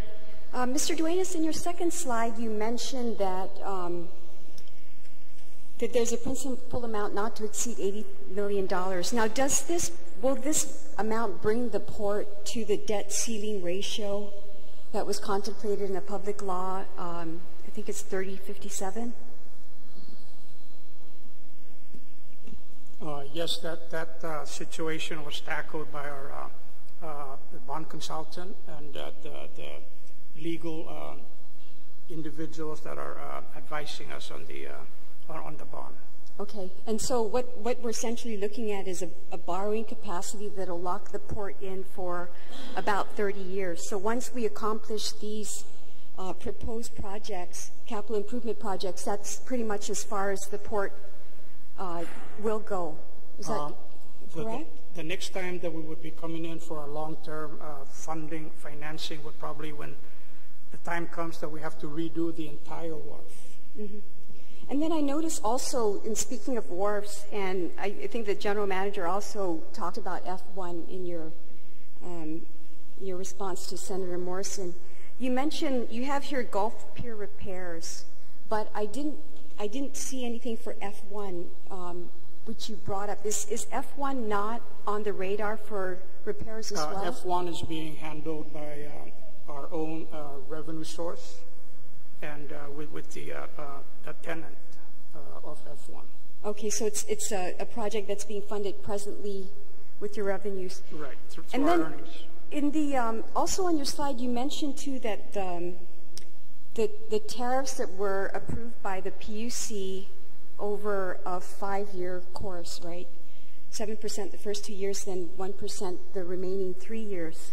My recollection was that was to address cash shortages, annual cash shortages at the port, but your presentation states that that's actually earmarked for CIPs and possible repayment of existing loans. So will the majority of the tariff increases pay for these CIPs, or is the repayment of that going to be a separate increase in fees to the users of the port? Well, since I first came into the port like a year and a half ago, we've never experienced any kind of cash shortage whatsoever. Okay, so this is for CIPs. But it's to also understand that our 5-year petition, again, our 5-year petition that was filed with PUC was as a result of an order. They told us to file this 5-year. That has since changed. It's evolved to meet the change in times as well as needs, man. So our original 5-year, although submitted, wasn't approved. We had to resubmit another 5-year. And in doing so, the associated plan and the spend. And the PUC, basically their charge is to ensure that the rates are just and reasonable, as well as to ensure that we operate with a certain level of profitability. And I believe what they determine as the appropriate IRR is around 12 to 18%. But it is basically going to Senator Morrison's concern. We can't compete against GVB, the hospital, and all the others. But what we can do is sit here and say we are basically trying to be responsible and saying we have the capacity to achieve or to get this debt and the ability to pay. So F1, I understand. Now, how does that, is that a similar situation with the cranes? Because in looking at this proposed bond borrowing, right, you lock your hands for 30 years. Now, F1 you've addressed as being there's another repair and financing scheme for that, for F1. But what about the cranes? Because we understand that the life of the cranes, even with the maintenance and the corrosion control, will only take the cranes so far, right? Probably to the life of that indebtedness. So when I recall as the acquisition of those cranes was being negotiated, there was also discussion about setting aside or having a replacement plan. And is that separate and apart from this? And how will the port address that if within the 30 years we're up to where we have to actually replace those gantries? In the proposal, you already see that there's a request of $8 million to add on to what I believe has been accumulated now, give or take a little over $5 million in the reserves for the cranes to purchase and replace gantry 3. 3, right. I'm not of the position, and I would like to think that we're locking up everything for 30 years. I think anyone who's sat in these seats here know that the world is always evolving, and Guam will evolve, and the Port Authority will evolve, and there'll be changes that will happen in the future. So I don't look at it as a one-all, end-all, that if we pursue this bond now, it means the Port Authority will never be able to borrow money for the next 30 years to address infrastructure upgrades and improvements that will be needed, or maintenance and repair that will be needed. So in terms of the cranes right now, we're already initiating that process. More than likely, when we do procure the crane to replace gantry 3, it'll be a more modern crane, more than likely an electric crane, as we move towards being more environmentally friendly and compatible. I don't think it will reduce the opportunity, nor does it change the requirement of continuing to place money in that fund. So even though if we extract the additional $5 million now and add, give or take, whatever the new crane is going to cost, that revenue stream will still continue to go into that account. There's no action that's been taken by the PUC to change that. And at the time, where we're going to be 15, 20 years from now, a lot of factors can change. If we continued growth, we will have continued increase in income. If we have decrease, we have decreases. Right, but it's reasonable to know what a ceiling, what a maximum ceiling is. If that were the case, then I don't. The angle of my question specific to. I understand. I don't want to talk over you, but I mean, if that were the case, no one would borrow money for anything. You got even the Guam Legislature. If you look at the ceiling for what has been borrowed, what has been authorized. Of course, I understand the concern, but at the same time, we're at a situation now, if we don't address it, if we don't address these issues of maintenance, if we don't progress and plan ahead, and do these projects in an organized fashion and do these repair and upgrades that are needed to the port facility, this problem will be worse. And I don't see any reason why not. I think the port has demonstrated its financial responsibility. We've been audited. We've got our house in order. And I think it's a house that hasn't been in order for some time. But we have gotten it. We've worked. This moment here has been in preparation for many, many, many years. If you don't fund it, then the situation, these resources will deteriorate. So that's the choice you need to make, Senator Camacho. If you want to support us in addressing these tangible repairs, we welcome it. We'd be shocked if you did support us, because it'll probably be the first time since you've assumed your position. But we would welcome it. We would welcome it if you were to be there to do that. Mr. Chairman, I asked a very basic question, which I think is a legitimate question. Senator, I'm giving you the basic answer. You can take it, don't take it. It's up to you. But I'm saying these are critical investments that need to be made. They've not been made for many years, and they're absolutely needed. The good senator still has the floor. I just had one other question. With regard to the repayment of the loans, there is no issue with prepayment of the loans, right, in terms of prepayment penalties or whether any of these loans are prohibited from being prepaid with revenue bonds. So there's no issue with that. For the 3 loans that we have listed, there is no prepayment penalty. Okay. It's pretty much balance plus interest today. Okay, thank you. That's it. But just had some questions. Senator Torres, to get back to your issue with the cranes, Slater Nakamura and the port consultants at the Port Authority of Guam did address the crane replacement separate from the tariff increase.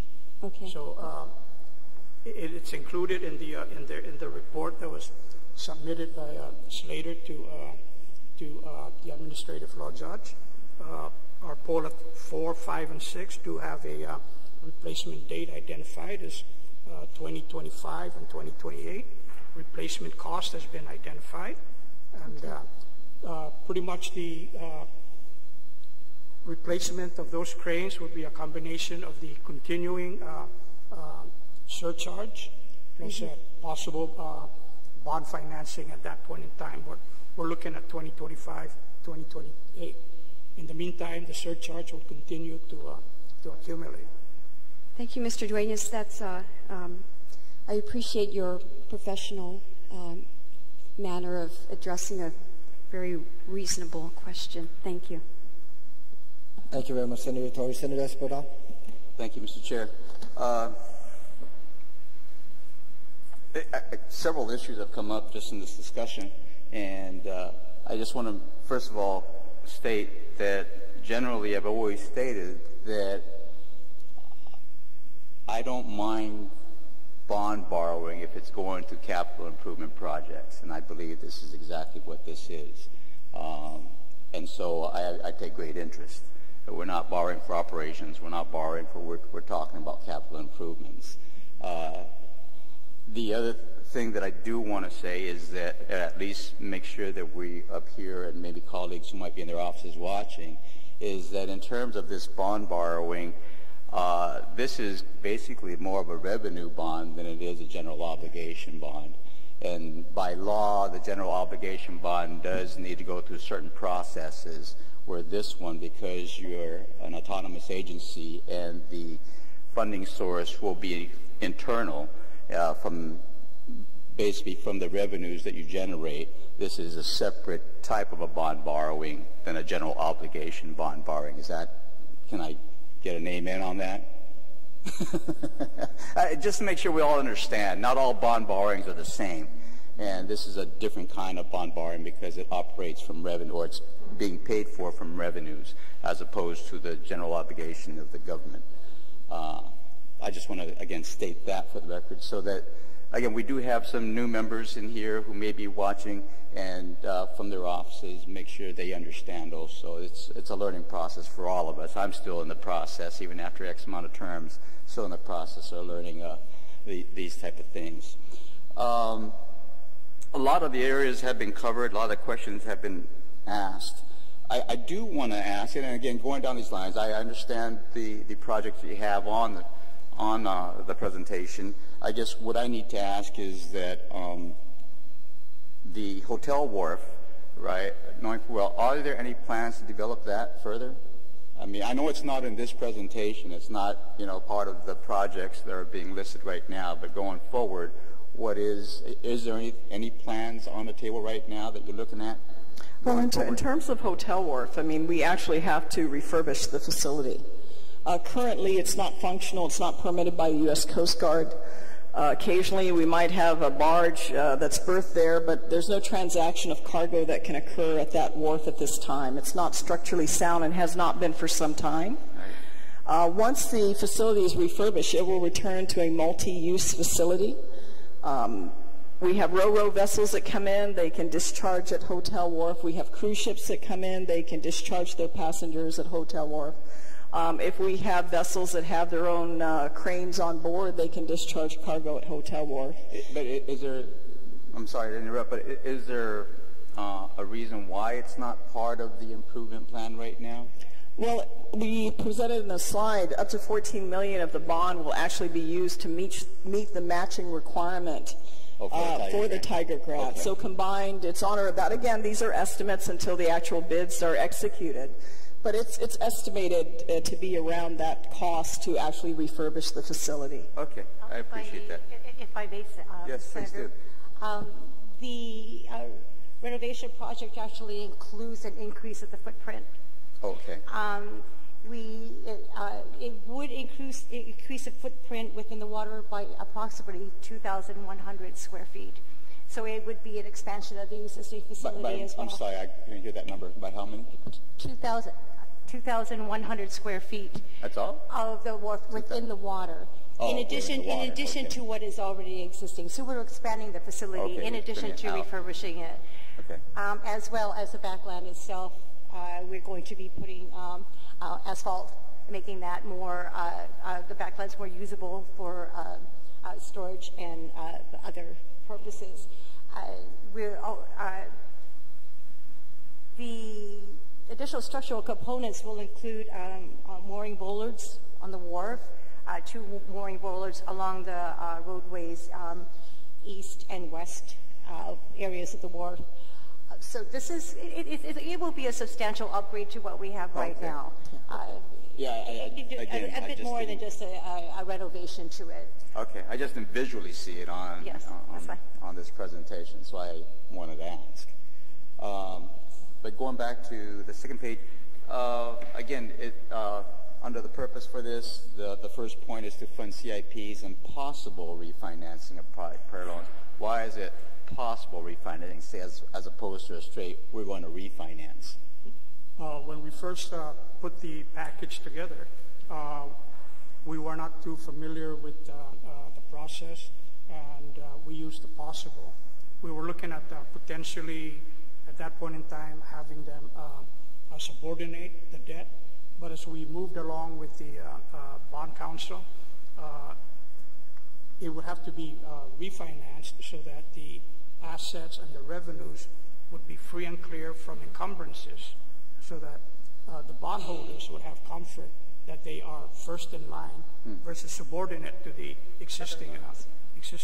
Right, but I mean, if there is that determination by the port that you will refinance this, I mean, I would imagine the refinancing will place the bondholders in the first priority position. When we present our bond legislation, that information will be addressed at that point. Okay, so I can just remove the word possible? Right. Is what you're saying? Yes, all right, sir. Good enough. And then the other point I'm sorry, Senator, and that actually goes back to my point, Senator Torres, in that our initial tariff petition has evolved. It's changed over time. Initially, it was contemplated that we had the 4 standalones, and then we get the bond, basically a total of 5. As we move forward, we got smarter and basically looked at the options to go through the bond exercise as well as consolidate and refi. And that's where the evolution of that tariff had taken place. But the bond legislation, as we hope to have introduced and your support, does address the issue as Mr. Duenas has stated. Okay. Okay, and I do appreciate it, because I know that even back when I was oversight of the port, this bottom line is what you said, General Manager, is that this is a process that's been in the works for years, and it's coming to a head, and here we are. So I understand. The other point, though, I need to ask about is you have a 7% per annum on the bond borrowing. I mean, why are we at such a high threshold when we know that we've gone to the bond market and gotten much lower. Why are we kind of hedging on the high side as opposed to kind of taking, because in all legislations, we've come in at 6%, and then by the time, you know, it goes to market, we actually, you know, with the help of Gita and all they've done, right, have come in much lower than 6%, and yet in this presentation we're hedging it at 7%. The bond counsel and the other professionals recommended that 7 be the maximum. When we did the proposal for the debt payment and everything else, it was anticipated that we would be going to market at about 5.8% with a BBB minus rating. Is that where you stand right now? That's what we're basing our projections and actions on.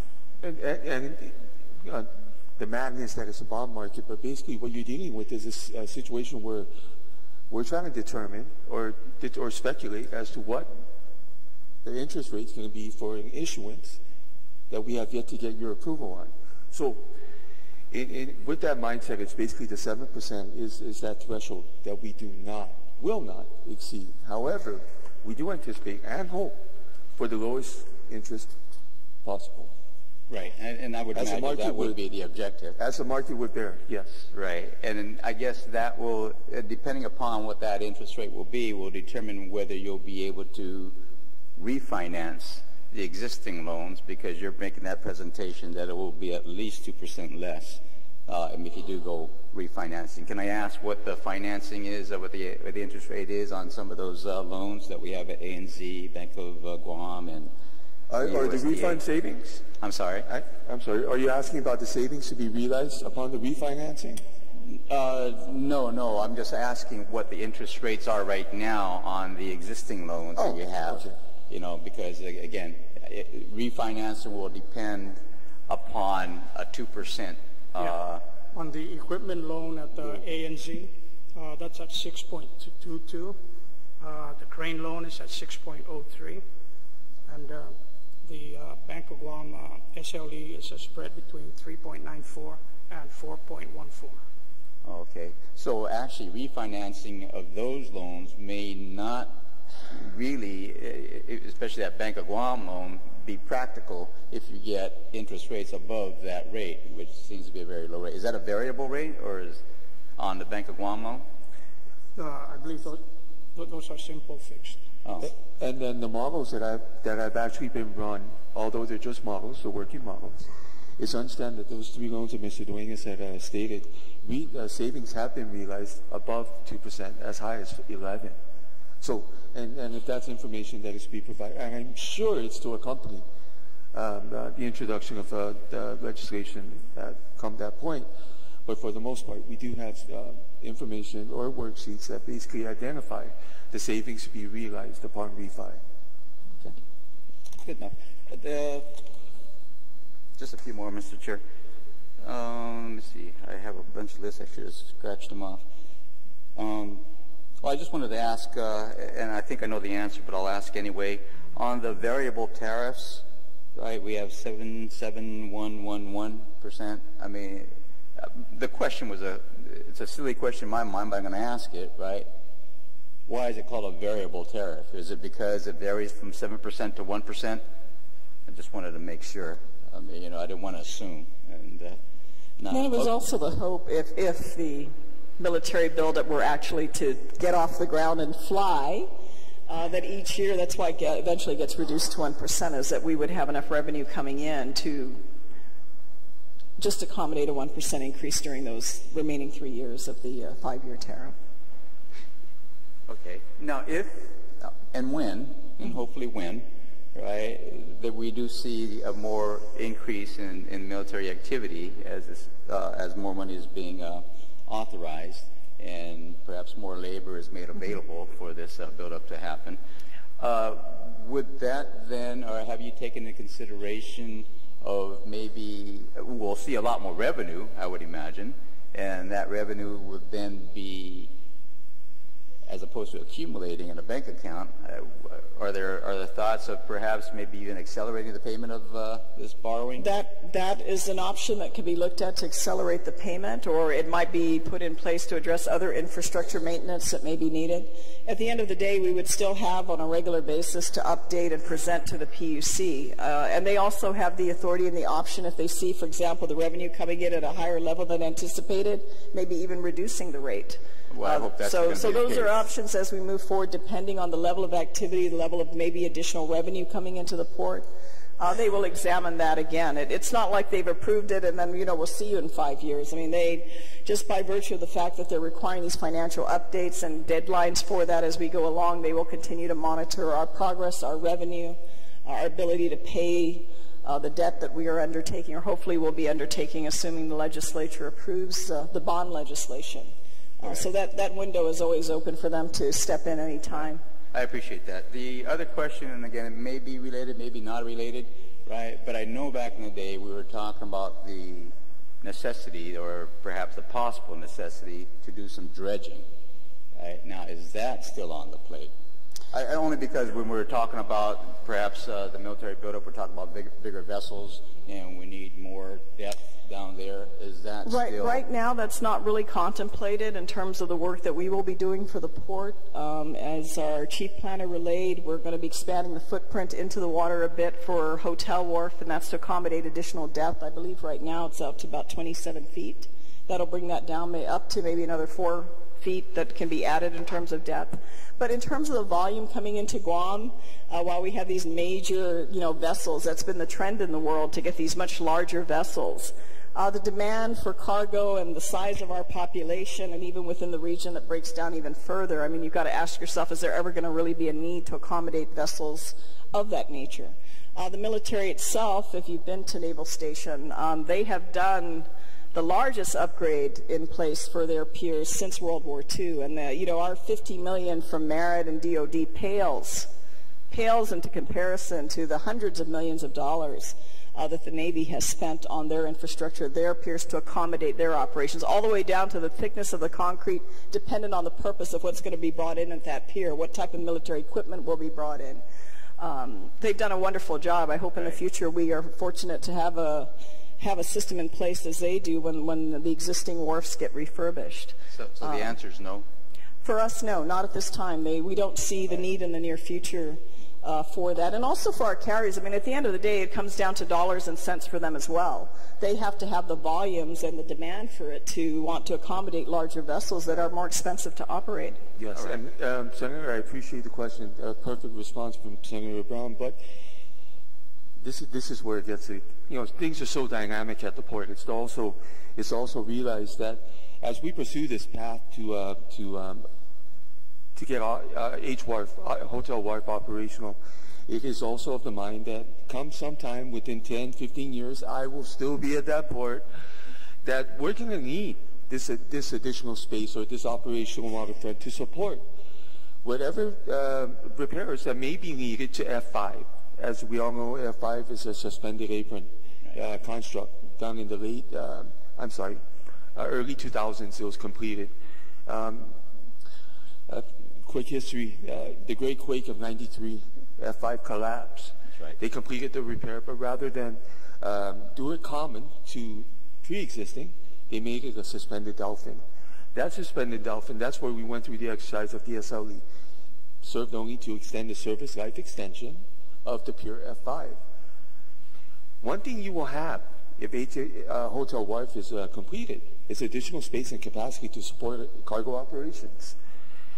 If the need does arise, to repair or replace F5. And then also for the military, I mean, at the end of the day, and you know that with some familiarity, Mr. Chairman, they also will need an alternate location in the event there's anything that impacts their wharfs on the Navy side. And it's not said publicly, but unofficially, Hotel Wharf would be a tremendous asset. That's why at the end of the day, while we don't know what happened in the discussions in the back room, I think when you consider the Tiger Grant, we're only one of 6 ports in the entire nation last year out of $66 million that was awarded to ports to receive the $10 million Tiger Grant. I'm sure at the end of the day they have a vested interest in wanting to see Hotel Wharf operational as an alternate port should they ever need it for whatever reason. I appreciate that. All right, and final question is, and you know, it's more of a broader question because it impacts a lot of different areas that even a good colleague, Senator Morrison, was talking about.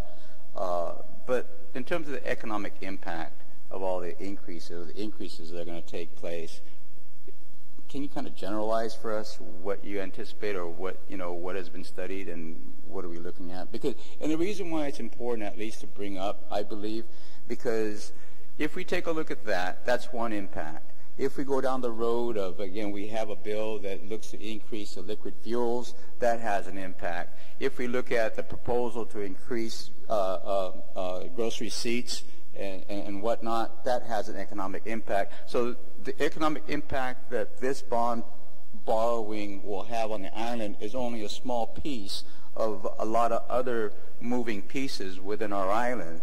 And to be able to understand that, you know, and take it in totality, I think it's important for us to know. Senator, appreciate the question, but please, the port professionals that actually sit before you today are not immune to the impacts associated with the increases that may result from this bond exercise. And the PUC has, and Mr. Duenas has basically provided the history and the timeline. The PUC's charge in overseeing our rate-making ability actually went through that entire exercise. And I appreciate it. I guess the only question is, if you can just tell us, spam, you know, in a very general, you know, and summarize to us, then I'd be happy. Okay, here we go. Spam, you're looking at 0.006 cents per can of spam. And then, I'm sorry, that's for a drink, as well as spam. A lettuce head, 0.0016.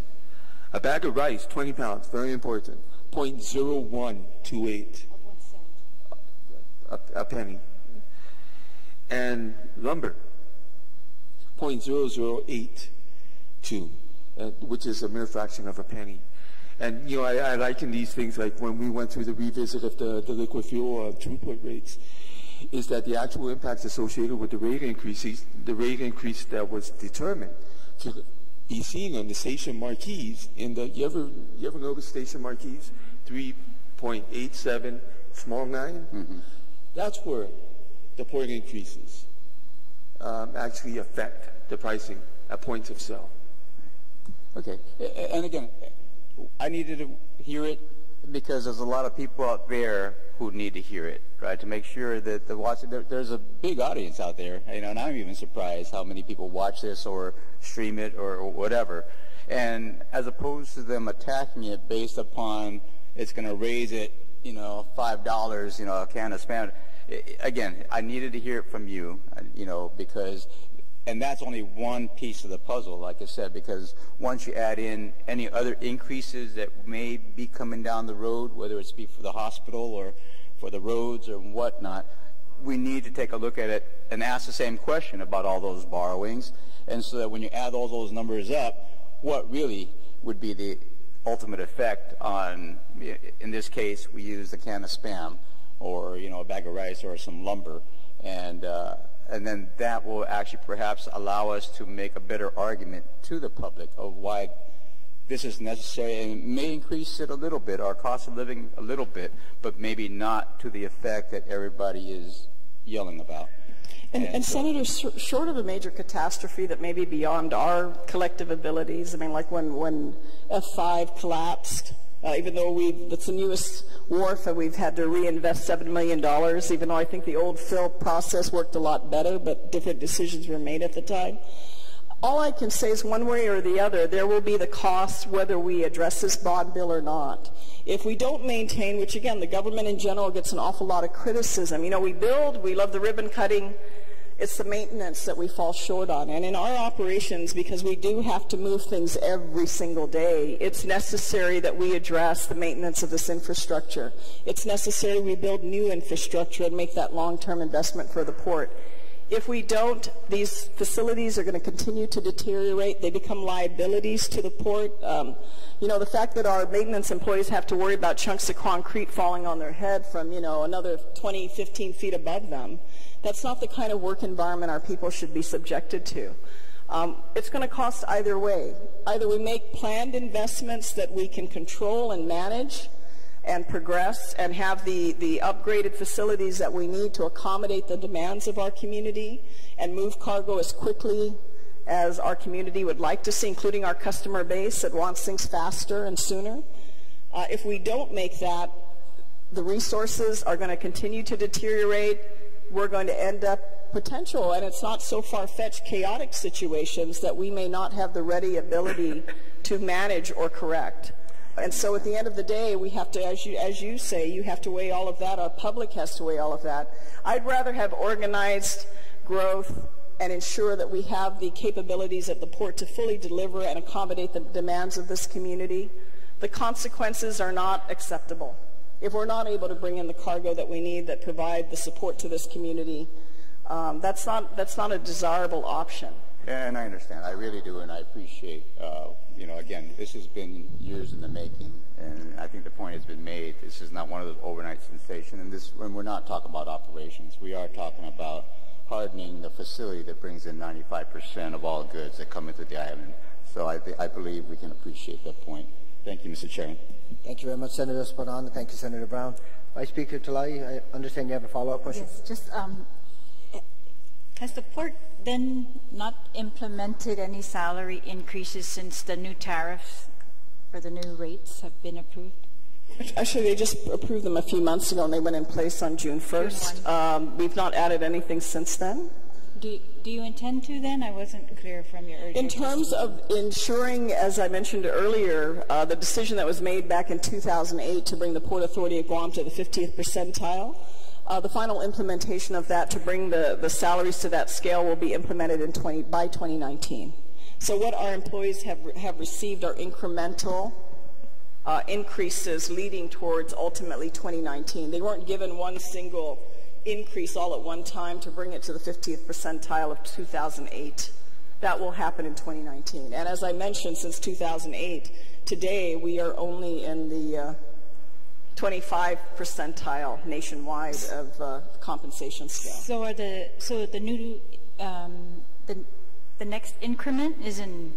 It will be completed by this year, 2019, by 2 years from now, I guess. Completed, but when is the next increment?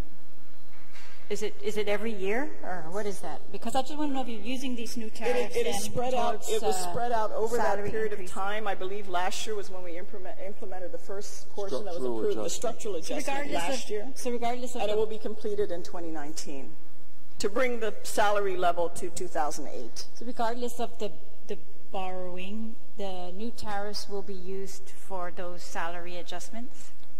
That was what was. No, ma'am.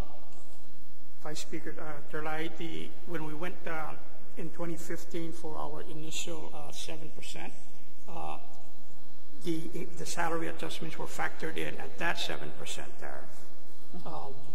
The amount of to be dedicated from this new tariff would probably be minimal. Again, Slater Nakamura and PB and the port, they did the exercise, and the amount that we're paying for salaries and everything else is not just the salaries of the employees. We also pay for the COLA of our retirees. We also pay for the health and dental benefits of our retirees. That's part of the total salary cost for the port. Yes. So, but how are you paying the that? other thing, the retiree. I just want to know whether it's going to be paid from the increase in tariffs as it was proposed to the PUC, or if that's already being done. It's already been factored in on the first 7% of 20%. Salaries is a part of the O&M at the port, and it was considered at the point of the modeling. Okay. But it's also, I got to say this, you're dealing with and again, I hope it's not received wrong. We are dealing with salaries. It is a touchy subject. I'm not debating the amounts of the salaries. I only want to know these new rates, what they are going to be used for, because not all of it is going to be used for the borrowing, right? Some of it is going to be used for operations. So there were just some statements that, we're not borrowing for operations. That's because we've implemented, Port have implemented new tariffs beginning June 1 that we are all going to help pay, and that those are going to be used for your operations, for your decisions, for salaries, for your decisions, which wharf or which maintenance decisions you make every day, right? Like you said, we decide every day which maintenance projects we're going to work on.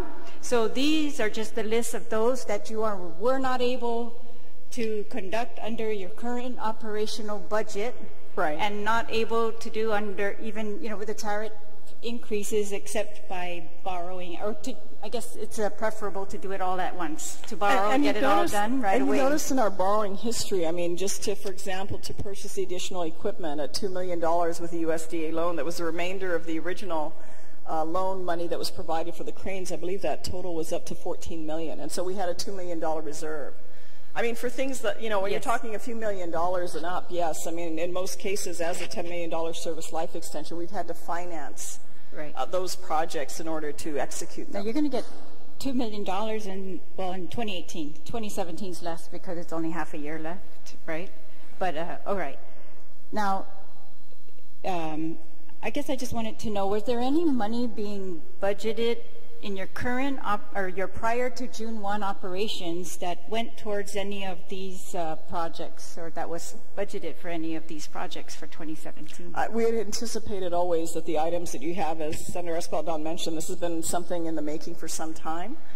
These are major undertakings, and we had always anticipated in moving forward that we would have to borrow to address the level of either repairs that need to be made, or in the case of a new administration building, to construct a facility to meet and essentially cap what has been the single largest upgrade and improvement in the last 4 years or 5 years that's been made in 50 years altogether. I don't know too many other government operations. I'm not as familiar with every one of them. But for a facility that provides a service that we do to the people at Guam, and there's a 50-year gap of major infrastructure investment, and yet we're still able, and we band-aided long enough. I think the time has come that we need to have a modern facility. I think no one disagrees with a modern facility. No one disagrees with improving the safety of the port or anything. So it's not that. We're just all asking questions because we also have to go out there and justify for the public. It's kind of an interesting situation. The rates have already been increased, so we're really not technically the ones that are approving the rates. Those have been approved by the PUC. You have your increased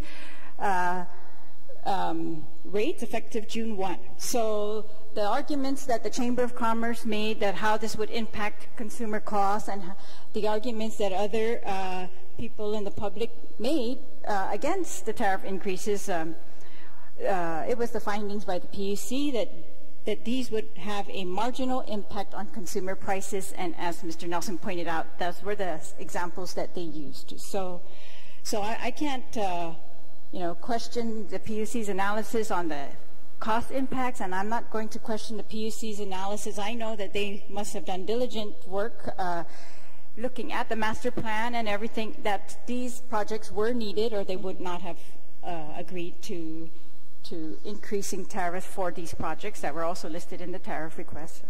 But so it's just I just wanted to point out that every day we make choices as to which projects we're going to maintain in our government, and you have been doing that. And it's just these projects you were not able to maintain under your current revenue. It's only under this new revenue with a tariff increase that we are able to take care of these projects. So I just think it's very, very fair to ask questions and make sure that the public's very clear, and feels like we've done our diligence. That when we approve a bond, that we know ultimately where this is going to be paid from, and that's all. And I thank all of you for being here and for your input into this, and for your work at the port. And Senator, and I just want to add, I mean, we're in the position, and the only position we can be is to advocate for the port's agenda. And I understand, I mean, I'm a 6-term veteran of the Guam Legislature. I understand and empathize with where your challenges are in trying to explain or get the support of the constituency out there to say, this is something we support. Nobody wants a rate increase. At the end of the day, we all inherit and have to pay for all these increases. And I can appreciate that. But at the end of the day, all I can relay is if we don't do an organized, planned maintenance, upgrade, improvement to the Port of Guam, we will be paying anyway. And that process, when and if it happens, if we don't address, especially in the case of the desperate repairs that are needed, we may be ending up paying more money in what may be a very chaotic situation. So we're trying to move in an organized fashion, a planned fashion that's taken many, many years to come into place to address what we see as critical infrastructure. And yes, for the money that's borrowed for the bond itself, aside from the financing of the bond that will come out of that, everything else out of that bond is being invested into tangible infrastructure that we hope will be there for many, many years into the future, servicing our people. Thank you very much, Senator Brown and Vice Speaker Talai. Just something to note, this is an informational hearing, and it's to allow the community to be able to get a good understanding of what the impending proposal is going to entail once it's presented to this body. So I wanted to ensure that not only the members of the legislature but also the public have an opportunity to be able to understand what proposal will be forthcoming, and at that time all of these specifics in terms of the $60 million annualized debt service, the $70 million projected annualized debt service, if in fact the borrowing is up to that capacity, the refinancing of all these loans, those specifics will be asked at the appropriate time. So in terms of the questions, Madam Vice Speaker, I think it's very appropriate to ask these questions at this point in time with the understanding that we will continue to also delve into even more specifics when the proposal is before this body. So, Senator Esporon, I understand you have a follow-up question? Yes, thank you, Mr. Chairman, and thank you for that piece of information because, yes, this is an informational hearing, and and just to clarify, Mr. Chair, that once a bill is forthcoming to perhaps approve, then there'll be a public hearing on that as well, and we'll be able to ask here more detailed questions. But since we're here, getting back to that 60, 70, and $80 million borrowing, why is it contemplated that way? I mean, why isn't it just a straight figure of we need 70, that's what it's going to be, as opposed, well, there's a possibility of 60, there's a possibility it might be 70, and there's a possibility it might be 80. Mr. Duenas? As we progress in our bond financing road, we want to have maximum flexibility so that should something happen, for example, on the capitalized interest, when we get to closing and everything else, if we have the funds available and everything else, it's preferred that we pay for the capitalized interest out of our own reserves. Should we not have the funds available at that point in time, then the option would be to put it into the financing plan. So that's why you got that. Okay. So we won't really know what your decision is going to be until the bill comes before us. Right. Okay. And we will know at that time. That's okay. Correct. And then we can ask you questions relative to whether you have 60, 70, or 80. Whether it's 60, 70, 80, and whether you have the interest payments up front and all that good stuff. All right. Good enough. And then just to be clear, the tariff increases that has already been implemented, at least that's what I found out already, that increase is to cover the cost of the bond borrowing going forward. Yes? Yes, it would. It would cover the cost. At 60, 70, or 80, I would imagine that that tariff increase would take into consideration the maximum, which would be 80, because it wouldn't make sense to implement a tariff increase only going for the minimum of 60, when in the end you might want 80. We might have to make some offsets on expenses by reducing it or not going with a particular plan for revenues, for revenue expenditure, and shift that money to debt payment. Okay. All right. Well, we're going to have another session with you, so I'll ask some more questions then, Mr. Chair, but thank you. Thank you very much, Senator Espadon, Vice Speaker Talai, Senator Morrison, Senator Torres, and also Speaker Vijay Cruz. Thank you for joining us this afternoon. Senator Brown, Chairman Santos, Mr. Candeleta, Mr. Duenas, Ms. Harris, and Mr. Nelson, thank you for providing the information and really making yourselves available so that you can respond to some of these questions and some of these inquiries, because the reality is members of the community have reached out already to a number of senators asking about what the impending borrowing is. Now I'm hopeful that they have been provided with the information necessary to understand that not only is the port looking at investing additional resources, but modernizing and ensuring the safety of personnel and also providing the facilities that is necessary there. So thank you very much for an excellent presentation this afternoon, and we look forward to our continuing dialogue on the proposal. Thank you. Have a good day, everyone.